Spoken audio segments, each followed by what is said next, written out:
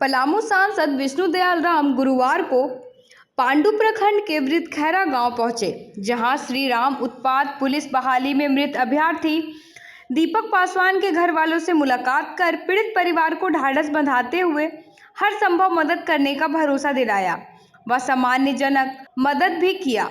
उन्होंने कहा, हेमंत सरकार की गलत नीतियों से पुलिस बहाली में होनहार युवकों की जान चली गई, जो आने वाले समय में अपने परिवार का सहारा बनते। राज्य सरकार से पीड़ित परिवार वालों के लिए निश्चित मुआवजा और एक परिजन को सरकारी नौकरी देने की मांग भी की। परिवार वालों के लिए जल्द से जल्द एक मकान उपलब्ध कराने का भरोसा भी दिलाया। वहीं उपस्थित उटारी रोड जिला परिषद अरविंद सिंह ने बताया, मृत युवक को इलाज के लिए मेदांता हॉस्पिटल में एडमिट कराया गया था, जहां परिवार वालों ने 3 लाख रुपए खर्च होने की बात भी बताई। ऐसे में सरकार से गरीब परिवार द्वारा खर्च की गई राशि जल्द वापस करने की मांग की, जिससे मृत्यु परिवार वालों को आर्थिक सुधार आ सके। मौके पर पलामू जिला अध्यक्ष अमित तिवारी, प्रदेश कर समिति सदस्य विभाकर पांडे, पलामू सांसद प्रतिनिधि विजय ओझा, पलामू जिला विधायक प्रतिनिधि रामचंद्र यादव, भाजपा नेत्री संध्या सिंह, भाजपा नेता ईश्वरी पांडे, भाजपा नेता धर्मदेव सिंह यादव, विश्रामपुर जिला परिषद विजय रविदास, सांसद प्रतिनिधि विश्रामपुर अनुज कुमार पांडे, पूर्व विश्रामपुर अध्यक्ष कुमार ओझा, अलख दुबे, नावा बाजार सांसद प्रतिनिधि पंकज तिवारी सहित काफी लोग उपस्थित थे। के पद पर जिस व्यवस्था के मध्य में चुनाव प्रक्रिया प्रारंभ की गई थी, उससे न केवल झारखंड राज्य अवगत हुआ है, बल्कि देश भी पूरी तरह से अवगत हो गया है। और ये बहाली जिस आनंद फानंद में की जा रही थी, उसके पीछे के कारणों की भी जानकारी सारी जनता को हो चुकी है। चुनाव आने वाला है, चुनाव के समय जनता के बीच इस बात को रखना है कि हमने जो 5 साल के अंतर्गत कार्य नहीं किया, अब कार्य प्रारंभ किया है।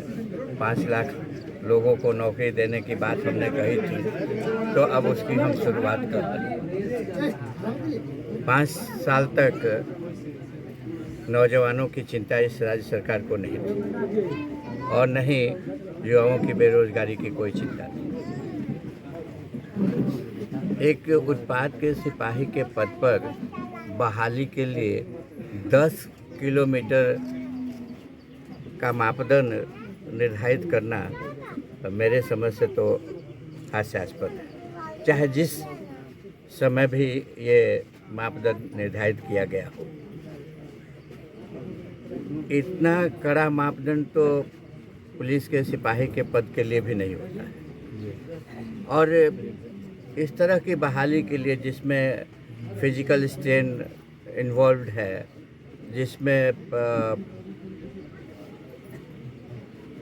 थकान होने की पूरी संभावना है, जिसमें डिहाइड्रेशन होने की पूरी संभावना है, उस बहाली की प्रक्रिया में बहाली के स्थल पर किसी डॉक्टर की प्रतिनियुक्ति नहीं करना, एम्बुलेंस ऑक्सीजन युक्त और लाइफ सपोर्टिंग एम्बुलेंस नहीं रखना, बच्चों को उठा करके अस्पताल में फर्श पर लिटा देना, ये किस प्रकार की व्यवस्था की गई। और जाड़े के महीने में दौड़ की प्रक्रिया होती है, ये आप पहले की भी बहालियों को उठा करके देखेंगे तो सारी बहालियाँ जो होती है नवंबर से लेकर के मैक्सिमम फरवरी के महीने तक हो जाती है, जिसमें दौड़ वगैरह है, हाई जंप है, लॉन्ग जंप है, शॉर्ट पुट है, जो भी है। तो ये किस एजेंसी के द्वारा ये बहाली की प्रक्रिया चालू की गई थी, उस एजेंसी से भी, उस एजेंसी के पदाधिकारियों से भी पूछताछ करने की आवश्यकता है कि सरकार को उन्होंने क्या सुझाव दिया और क्यों अभी बहाली प्रारंभ की। क्या मांग परिजनों के लिए सर? परिजनों के लिए मैं तो शुरू से ही मांग कर रहा हूं कि कम से कम 1 करोड़ रुपया मिलना चाहिए मुआवजा के तौर पर, और इनके आश्रित को नौकरी मिलनी चाहिए, एक आश्रित को नौकरी मिलनी चाहिए। और मेरी मांग आज भी यही है कि 1 करोड़ रुपया मिलना चाहिए और एक आश्रित को नौकरी मिलनी चाहिए।